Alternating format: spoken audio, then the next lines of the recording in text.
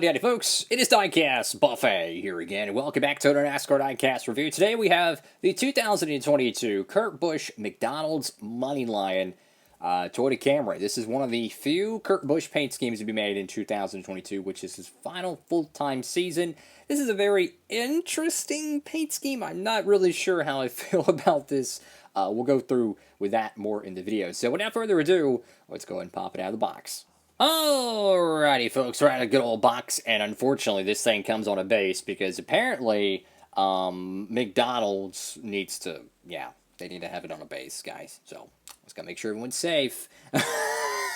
So anyways, let's go ahead and dive into this diecast review. Of course, this diecast is brought to you by your friends at Circle B Diecast, where I picked this one up, and you can too, and you can save on shipping, guys, if it's still in stock with the promo code Diecastbuffet. That's for any orders $30 or more. Don't have to use it, but let's dive into this review. This paint scheme to me is really reminiscent of like 2016 or 2017 Jamie McMurray or Dale Earnhardt Jr. What I mean by that is it's kind of thrown together. It reminds me of Dale Jr.'s 2017 paint schemes where you had like Exalta on the hood and they just put a random logo on the side, or when Jamie McMurray would have like a half McDonald's car.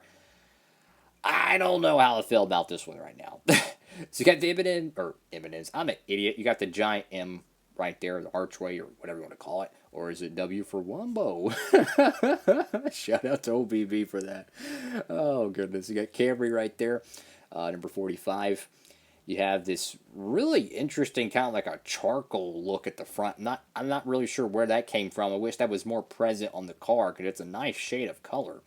So go to the left side of the diecast, and the first thing I'll say is the paint scheme itself. Like, ignore the color palette, but the paint scheme, like the way the lines work and like the staggered wings, it looks really, really good. But what bugs me, guys, is the color palette. It's like you have this beautiful red and the dark black, and it looks really nice, and then you just have this random blue. And I get it, it's, Moneylion sponsors, the car and stuff. But the thing is that gets me, guys, is the Moneylion diecast that got made like a month or two ago was much darker than this, right? So it's not even the same color as that one, but it clashes with the red so badly. Like, I'm really surprised this car even got made. So, I don't know about that. I don't like half-and-half paint schemes that are just not, they don't work well together. So you got Kurt Busch right there. You got Cup Series Goodyear. I really like the pattern, though. It looks really modern. Like, if this whole back panel said, I don't know, McDonald's, or it was just red, it would probably be the best McDonald's car I've seen in a long time. I don't know why would that logo remind me of the Carl Edwards Geek Squad logo. Not really sure what that says there. Yeah, I can't tell what that says there, but it legit reminded me of the Geek Squad logo from Carl Edwards' 99 car years ago. But I love the design of it. Not really a fan of the color palette. You got Toyota, whatever that is, Mobile One, and Mac Tools in 2311. You go to the back end of the car, and this is back to my point. I love the pattern of this paint scheme. Look how cool this red gradient is, guys. This looks fantastic. White lettering, white numbers, and you have this really, really cool dark red, black transition. I love that. And then you have the yellow, just a little bit of an accent color there. It looks fantastic. And one thing I'm noticing is it doesn't look like the M&Ms are... I don't know why I keep saying M&Ms, guys. I just filmed a Kyle Busch review. But the archway logo doesn't have like a thick black outlining to it like you see on the hood. I wish they would have done this style logo on the hood. I think that would look a little bit better. Maybe put a little bit of a shadow or a gradient, something to kind of spice it up a little bit, because everything on this car has really, really modern aesthetics except for this logo here. That's what I'm kind of getting at. Let's go to the right side of the diecast, and again, it's on that goofy base. It's hilarious to me how, like, out of all the sponsors, they're like, oh, we don't want kids, I don't know, doing whatever with a freaking McDonald's diecast. This is coming from someone who had like Budweiser's, cars and stuff in his collection when he was freaking a kid. This is coming from someone who played Grand Theft Auto when he was 5. Yeah, I love the design of the paint scheme.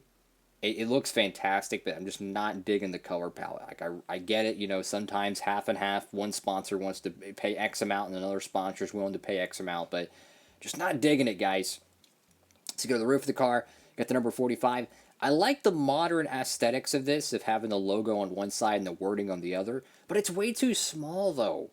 It's like it's too spaced out. Move the Moneylion logo over a little bit more to the left. Maybe make it a little bit larger, or make the logo itself larger. And I don't know. They could have done something a little bit different there.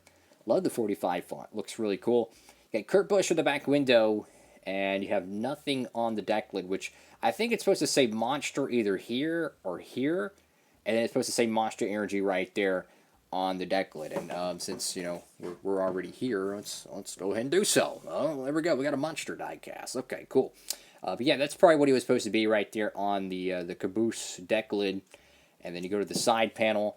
Maybe it didn't have a Monster logo, but just to add a little bit of reference, you could probably imagine. So hey, you know, gotta have a good 45 Monster diecast. Why not? But yeah, that's the McDonald's Moneylion Toyota Camry. I'm not digging this paint scheme. I don't know why, but I'm just every time I see it, it clashes in my mind. The colors are just throwing me off so badly with this one. But hey, very grateful to get it. Very thankful for that. It's a shame it's one of Kurt Busch's final paint schemes. If you're in the market for a Kurt Busch diecast, I could not stress it enough. Just get the Kansas Jordan win. It's a million times better paint scheme, and it's going to probably be rare someday because it is, you know, even though it's his final win, it's a Jordan paint scheme. It's the first one ever to be made in 1/64 scale. You got to get that one. Got to get the Jumpman car. But yeah, is it better than the Moneylion paint scheme, the normal primary? The like artwork for it, no. The color palette, yes.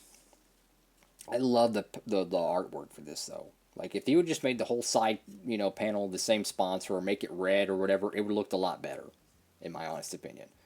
You know, could you imagine if like this whole paint scheme, like they actually had the Moneylion logo on the hood, and this was all blue as well, and this was blue? Now that would look cool. So it's a great design by, you know, whoever made it, but just not really digging the sponsor obligations for it because of the color palette. So I'm curious what y'all think, guys. Feel free to comment down below what you think about this Kurt Busch 45 car.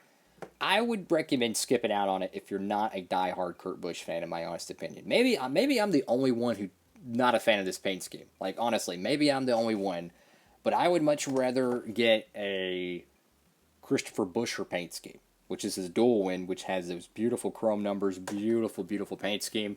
Or, hear me out in this one, maybe even get his brother's paint scheme. This is not the raced win, by the way. This is the clean version of the Bristol paint scheme, if you will. But I would recommend getting this one over that paint scheme because it clashes way too much. I don't know. It clashes to me. But that's all for now.